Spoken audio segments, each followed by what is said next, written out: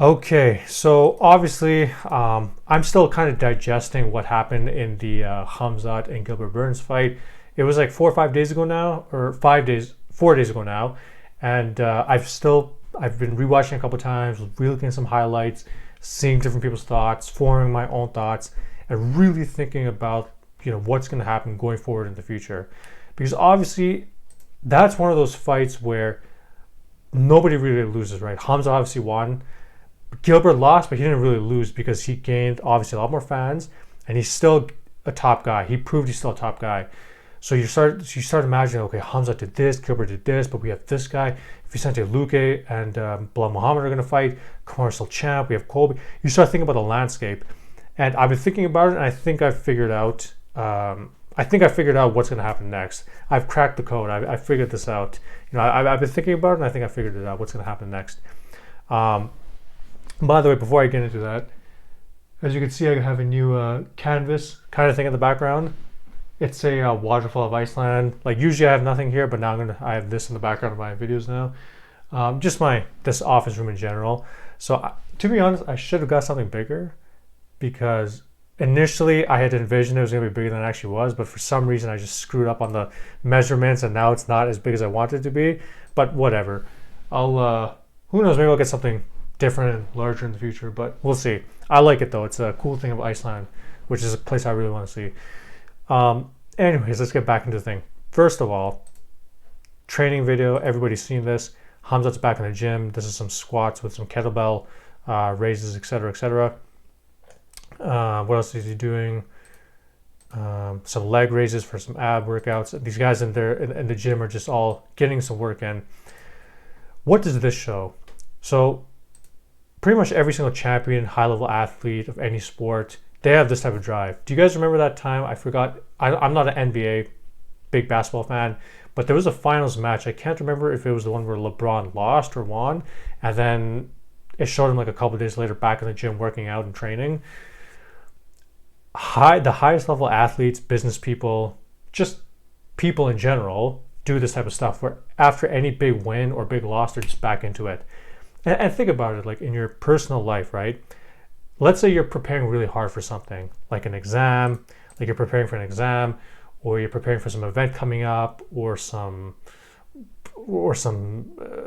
whatever it is, whether you're a business person, athlete, school, whatever it is, you're preparing for something, you're studying hard, preparing hard, and you do it. And whether you win or lose, you do it, right? And sometimes what happens after that, a lot of you probably know about this, is you get a little bit, you want to relax a little bit after that. You want to take a couple of days off. You're like, man, I was going so hard. I just want to take a couple of days off. Then I'll get back into it, whatever it is. Or, I've been going so hard at the gym. I want to take a couple of days off for this. Then I'll get back into it. Sometimes what happens is that, that one day turns into 2 days, to 3 days, 4 days, 5 days. Because and then it gets hard to jump back on the momentum. Because once you're consistent and disciplined on something, it's easy to maintain. But once you take a couple of days off, for me, I found, and some of you probably relate, it's very easy to get like complacent and relaxed again, because then you just start getting lazy again and not wanting to get back into that hardcore routine. So the fact that he's doing this shows he has that championship level mentality and high level drive, which is a really, really good thing, because a lot of people after this would probably taken 1-2 weeks off or something. I don't know. That was a brutal fight. So what is next for him now? So I've had some time to think about this, and after thinking about it, after digesting, after looking at the landscape, I've thought about this. Okay, it's going to be Colby next. Okay, I was going back and forth between Colby and then the winner of Vicente Luque and Bilal Muhammad, but I've decided it's going to be Colby, and here's why. All right, so obviously the rankings. Where is it? Colby's still number 1. Edwards is probably going to fight Kamaru next. And Khamzat and Colby are next. One of the reasons I was having a bit of hesitation picking Colby as the guy who's going to be next was because I was thinking, look, if they ask Colby for this fight, why? I don't think he's going to take it, because Colby probably wants easier fights for big money right now. That's kind of the sense that I'm getting. However, after thinking about it, I've come to the realization that, you know what they're probably going to do? The UFC is going to dangle a carrot in front of Colby. And what is that going to be? What are they going to dangle in front of him? A guaranteed title shot. Obviously, he lost against Kamaru in the rematch. First fight, very, very close. I had a 2-2 going into the first fight. And then I thought Colby was winning round number 5 until he lost. This fight, I believe I had a 3-2 Kamaru. It was 3-2 or 4-1. I can't remember. One of those I had it. 3-2 or 4-1. I can't remember. But the larger point is that Colby's lost twice now. So he's probably not getting another shot, that I was thinking, until Kamaru either retires or somebody else wins against Kamaru. But then I thought about it and I said, you know what? I know the UFC really likes these two guys when they fight, Kamaru and Colby. It's big business whenever they fight. One of the biggest fights in the division, right? And Kamaru is open to fighting him for a third time because Kamaru knows about the business side as well, about getting Colby to fight him again. So I was thinking about it and I said, you know what? They're probably going to dangle this because whoever wins, even if Colby wins, and it's like, how can you give him a third fight? I think the UFC is actually open to a third fight with this. I was thinking about it because Kamaru's open to it. The UFC, Dana White loved that first fight so much. He liked the second fight. And I think if Colby beats Khamzat, I think it's easy for them to just justify and give him a title shot because of all the factors. And if Khamzat beats him, obviously he gets the next title shot. So I think that what the UFC is going to do is going to be, yo, look, we're going to give you a guaranteed title shot, and if you fight Khamzat, they're going to tell it to Colby. And I think at that point, Colby will do it. Now, there's only one factor that I can say might stop Colby and Khamzat from fighting. Now, what do I do? There we go. Fresh new copy. We're going to use some Microsoft Paint. I want to illustrate something, okay? So here's Kamaru, right? Champion, right up here. Here is Colby. Here is Khamzat. KH is Khamzat. And then we'll put Bilal and then Vicente down here, right? They're fighting over here. Now, most likely, like I said, the UFC is going to offer Khamzat to Colby, right? Because this is the easiest way for Colby to get back to Kamaru.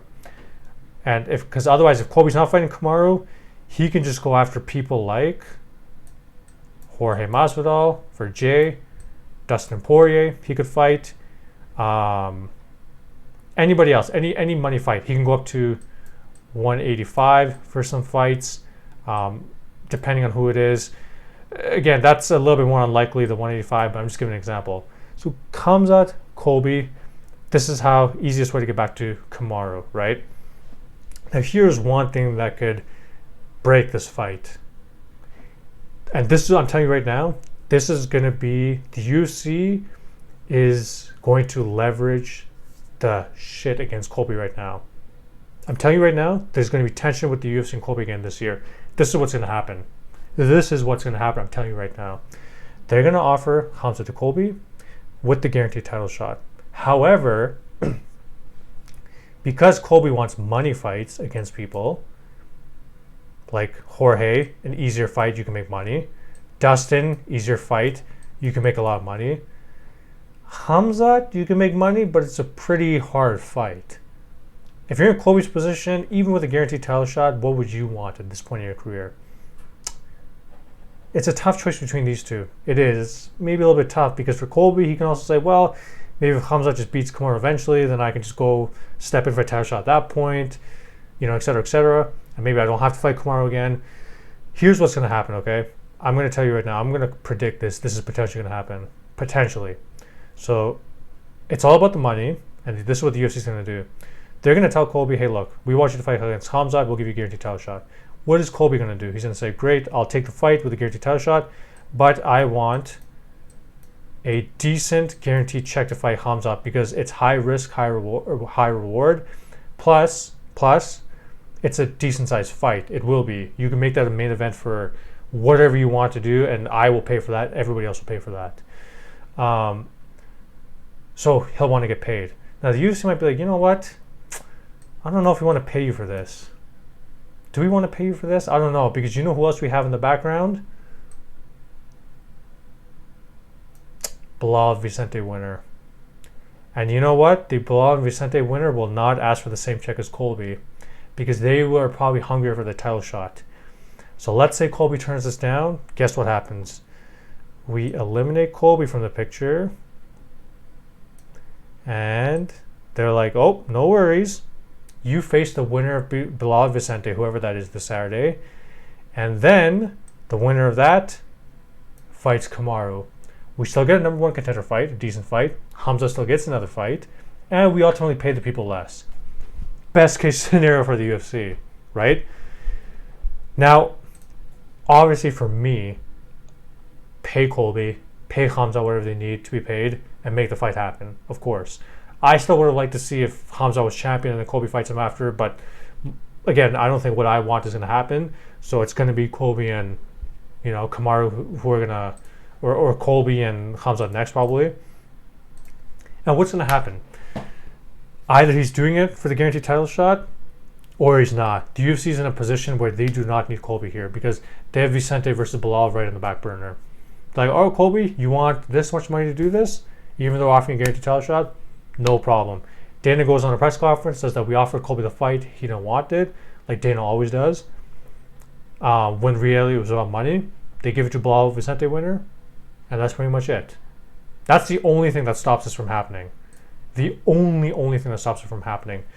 Now, the only other thing I will say now is that I don't know what's going to happen with the Khamzat Leon fight, when that's going to happen, and then how they'll kind of mess up the timetables, because depending on that fight, and then you depend on when Colby and Khamzat fight, and then what's going to happen after that. Khamzat likes to keep a pretty decent active schedule, so that can kind of screw up some things, but that is going to happen next. Now, in terms of how that fight's going to go, fighting Colby, whether you like him or not, maybe some of you don't like his personality, some of you like his personality, whatever it is, his character, his shtick, he's a hard fight for anybody at welterweight. He's a hard fight. He's not an easy fight for Kamaru. He's not an easy fight for, if Gilbert fights Colby, that's not an easy fight for Gilbert. If Jorge, as you can see, that wasn't an easy fight for Jorge. It's not going to be an easy fight for Khamzat. It's not an easy fight for anybody. However, I believe that if Khamzat employs patience, he could beat Colby. And ultimately, the Colby fight's going to end up in a striking match too. But it's going to be 5 rounds this time. It's going to be a 5-round striking match. Because I don't think Colby's that easy to take down. I don't know if Colby's going to try to take Khamzat down. It's probably going to be a striking match with a high pace. Colby's probably going to try to put a high pace on. So how that will go, I'll do more prediction videos later on. But right now I'm leaning towards Khamzat. And then potentially, but again, Khamzat has to employ patience. If he tries to do the same pace that he did with Gilbert against Colby, that might not work out because Colby's different. His pace is different. His style is different. His conditioning to Gilbert is different. It's a different type of fight. He's really, really tough too. So, and what else? Is there anything else I want to talk about in regards to Colby and Kamaru? Did I cover everything? I cover everything in my painting or illustration, I guess. The rankings, no. Vicente Luque, I'm not going to cover that fight in this video now. But yeah, that's what's going to happen next. I think that Colby's going to get the fight next. I think the way that I illustrated is going to happen. I think there's going to be tension between UFC and Colby this year again. But I predict that whoever Khamzat fights, he should be able to win this year. And I'm anticipating either, depending on when Kamaru and Leon fight, either Khamzat versus Kamaru, if he wins, it's going to happen in December, or it's going to happen around February, March next year. That's kind of what I'm anticipating. So, gotta stay tuned for that. Anyways, hope you enjoyed the video, and like if you liked it, and subscribe for more content similar to this. I'll catch you guys later. Peace.